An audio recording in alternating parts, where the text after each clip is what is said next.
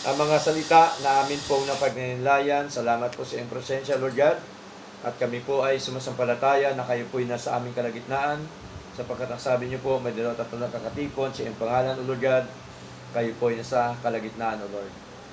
Lord, sa aming pagtitipon pong ito, wala po kaming ibang pinag-usapan kundi ang inyong mga aral, ang inyong mga salita, ang inyong ginawa, Panginoon, ang inyong pagliligtas sa amin. Salamat po na marami, O Diyos, sapagkat kami po ay inyong inibig at kami po ay tinubos ng aming Panginoon. Salamat po na marami sa lahat.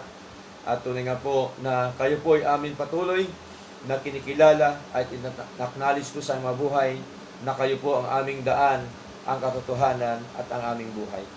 Salamat po, nawa ang aming buhay na ito, buhay espiritual, inyo po nawa patuloy na patatagin, palakasin, pasiglahin, O Diyos, at nawa, punuin niyo po nawa ang aming mga puso ng buong katotohanan ng iyong mga aral po, Diyos.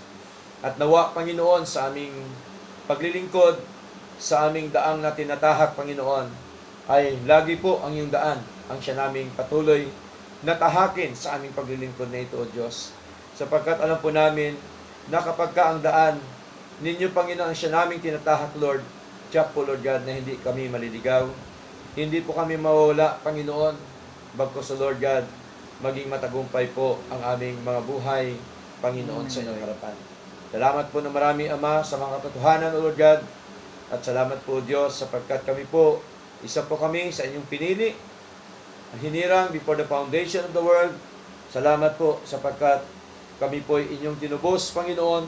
At salamat po at kami ay inyong binago sa aming mga buhay, Lord God. Salamat po sa inyong mga katotohanan po salita. At nawa, Panginoon, sa araw-araw po naming buhay, kasama po ni Nanay, Sister Malo, Sister Agnes, Lord, yung abang lingkod, at iba pa mga kapatid, na kami po ay sama-sama, Panginoon, na lumakad sa iyong daan, sama-sama, O Lord God, sa iyong katotohanan, sama-sama po kami, O Diyos, sa buhay na ito na inyo pinagkaloob sa amin, Panginoon, na amin pong ipaglingkod sa inyo, ibigay sa inyo, Panginoon, ang lahat ng ito, O Diyos, sa aming mga buhay. Sapagkat, O Lord God, napakaganda, napakasarap, napakaligaya na ang aming mga buhay, Lord, ay amin pong ilaan, ibigay, Panginoon. At amin pong patuloy po na ipagamit sa inyo, Diyos, ang buhay na ito, O Lord God. Na kami po, Panginoon, ay patuloy po na maging matyaga, maging masipag sa mga gawain niyo po, Panginoon, na katulad po nito sa Bible study, sa amin pong pagsamba tuwing Sunday, Lord. Nawa kami po inyong patuloy po na pangunahan po na ang araw po ng linggo ay amin pong itong maibigay, amin pong may handog ang aming mga sarili po sa inyo na handog na buhay, kaya-aya po sa iyong harapan, Lord. Salamat po na marami sa lahat at nawa ang bawat isa sa amin, kayo po na siya patuloy na manguna, O Diyos. Bigyan mo kami ng dugtong buhay, kalusugan sa aming pisikal na katawan, kasiglahan, Panginoon. At ganun po, dadalangin din po sa inyo, nawa, magpatuloy po nawa ang inyong gawain sa lugar nito. Salamat po sa buhay ng bawat isa.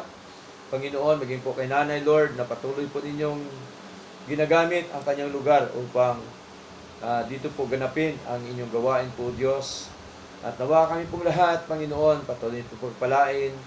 At ganyan po ang aming mga mahal sa buhay, ang aming mga anak, mga kapatid, mga apo, mga kamag-anak, Panginoon, sila po nawa inyong patuloy na iingatan po sa kanilang mga buhay. At kami po ay dumudulog sa trono ng biyaya na sila din po, Diyos, ay nawa darating po ang time na sila po ay magkaroon ng desire, Panginoon, na alamin ang inyo po mga katotohanan sa salita, Lord. Salamat po at patuloy po na pagpalain ang bawat isa, Panginoon, sa bawat hanap buhay, negosyo, na anuman ang inyo pong ipinagkatiwala sa amin. Nawa ito po inyong palaguin, palakasin, Panginoon, at magpatuloy na kami po nawa inyong pagpalain po, Diyos. Salamat po na marami. Pinagkatiwala po namin ang lahat po sa inyo, Panginoon, sa pangalan po ni Jesus. Amen.